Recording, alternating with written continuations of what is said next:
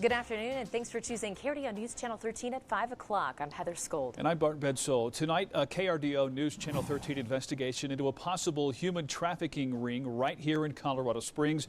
And maybe the worst part, investigators believe there may be more victims connected to a man accused of forcing a teen and two women to have sex with dozens of men. At this hour, 53-year-old David O'Neill Roberts is in the El Paso County Jail on charges of human trafficking and sexual assault. First, a warning, though. The details of this case are disturbing and may not be appropriate for younger viewers. KRDO News Channel 13 investigative reporter Chelsea BRENTZEL broke this story for us at noon today. She joins us live with investigators' plea for help. Chelsea. The disturbing details of this investigation are outlined in a 7-page arrest affidavit. The suspect is accused of raping women and forcing them to have sex with as many as 10 to 12 different men every day.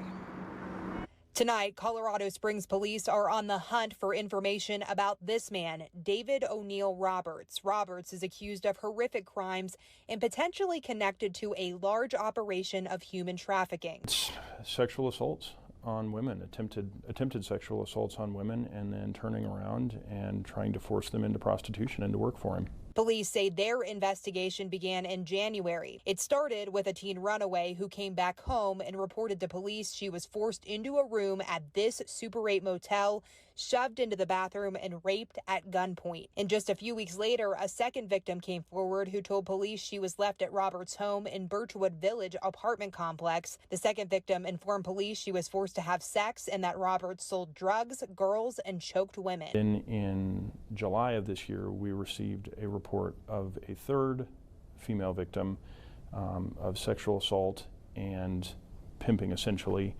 And when we looked at that and the other two cases, we were pretty sure that they were tied together. According to the court documents, all three victims identified Roberts as the person who raped and sold them for sex. Investigators fear there are more people victimized by Roberts in the last year and a half. It's really important to us for people to come forward, especially if they're victims, especially if they have information, because we want to get those people help and resources if they desire those things.